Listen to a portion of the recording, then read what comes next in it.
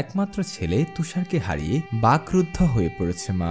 রাজধানীর Bailey Road Green Cozy Cottage 7তলা একটি বাণিজ্যিক ভবনের কাচ্চিভাই রেস্টুরেন্টের অগ্নিকাণ্ডে ড্যাফোডিল ইন্টারন্যাশনাল ইউনিভার্সিটির সাংবাদিকতা বিভাগের শিক্ষার্থী তুষার হাওলাদার নিহত হয়। শুক্রবার দুপুর 11টার দিকে ঢাকা মেডিকেল মর্গ থেকে তুষারের লাশ অ্যাম্বুলেন্সে বিকেল 5টার দিকে জালকাঠির কাঠালিয়া উপজেলার শোলজালিয়া ইউনিয়নের 8 নং ওয়ার্ডের তালগাছিয়া গ্রামের তুষারের পিতা দীনেশ হাওলাদার একমাত্র ছেলের মরদেহ বাড়িতে নিয়ে আসে। বাড়িতে আসতেই এলাকায় শোকের ছায়া নেমে আসে।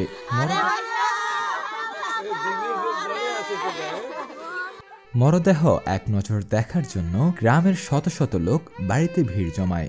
মা অঞ্জনা রানী হাওলাদার একমাত্র ছেলে তুষারকে হারিয়ে বাকরুদ্ধ হয়ে পড়েছে। ছেলেকে হারিয়ে আর্তচিৎকার আর মাটিতে লুটিয়ে পড়ে। এ সময় এক হৃদয় বিদারক পরিস্থিতির সৃষ্টি হয়।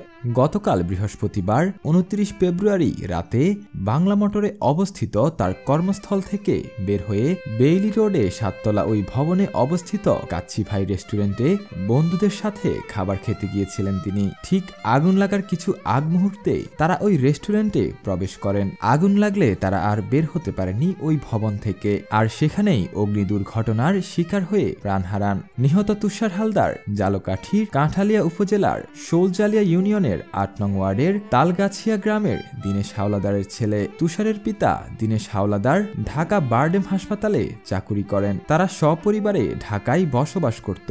দীনেশের 2 সন্তানের মধ্যে তুষার বড় ও অদিতি ছোট। তুষার ড্যাফোডিল ইন্টারন্যাশনাল ইউনিভার্সিটি ডিআইইউতে সাংবাদিকতা বিভাগ থেকে সদ্য স্নাতক পাশ করেছেন এবং সমাবর্তনের অপেক্ষায় ছিলেন। এছাড়া তুষার হালদার স্টারটেক নামে একটি অনলাইন মাল্টিমিডিয়াতে ভিডিও জার্নালিস্ট হিসেবে কর্মরত ছিলেন। এর আগে দ্য রিপোর্ট মাল্টিমিডিয়ায় কাজ করতেন তিনি। শোলজালিয়া ইউনিয়ন পরিষদের চেয়ারম্যান মাহমুদুল হোসেন রিপন বলেন, কাচ্চি ভবনে অগ্নিকাণ্ডের দুর্ঘটনা ঘটে। ওই দুর্ঘটনা আমার এলাকার একটি মেধাবী ছেলে দীনেশের একমাত্র সন্তান তুষার হালদার অগ্নিকাণ্ডের দুর্ঘটনায় মৃত্যুবরণ করেন। এখানে ও ড্যাফোডিল ইউনিভার্সিটি থেকে লেখাপড়া শেষ করে সমাবর্তনের অপেক্ষায় ছিলেন ও বন্ধুবান্ধবদের সাথে ওখানে ডিনার করতে যাওয়া সম্ভবত। এরপরে অগ্নিকাণ্ডের শিকার হয়। মাননীয় প্রধানমন্ত্রী জননেত্রী শেখ হাসিনা দ্রুত পদক্ষেপ নিয়েছেন, নির্দেশনা দিয়েছেন উদ্ধার কাজের জন্য। মাননীয় স্বাস্থ্যমন্ত্রী সেখানে গিয়েছেন এবং তাদের চিকিৎসার জন্য যারা আহত চিকিৎসা মেডিকেলে রেফার করেছেন।